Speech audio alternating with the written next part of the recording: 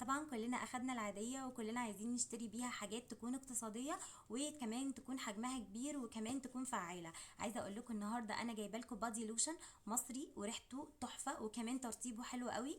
والبادي لوشن اللي هنتكلم عنه النهارده هو بتاع كير اند مور. عايزه اقول لكم ان انا جربت منه اللي بالتوت ده رهيب، ريحته حلوه قوي. وما كنتش متخيله كمان ان هو ريحته ثابته، هو ريحته كمان ثابته لكذا ساعه، ولو خدتي شاور وحطيتي منه عايزه اقول لك ان ريحتك بجد هتفضلي ريحتك فواحه كده في البيت وانتي ماشيه، هتفضلي ريحتك كلها توت. انا اللي جربته اللي بالتوت، وفي منه كمان تقريبا بالفراوله، وفي منه بروايح كتير، بس انا اللي لقيته ساعتها وجربته كان بالتوت. وسعره كان 75 جنيه، فبجد سعره ولا اي حاجه. وكمان حجمه كبير، هو 150 مللي يا بنات، فهيقعد معاكم فتره طويله. فالحجم والسعر وكمان الريحه رائعه. لو جربتوه قولولي عجبكم ولا لا، وما تنسوش تقولولي في الكومنتات كمان انتوا بتتابعوني منين.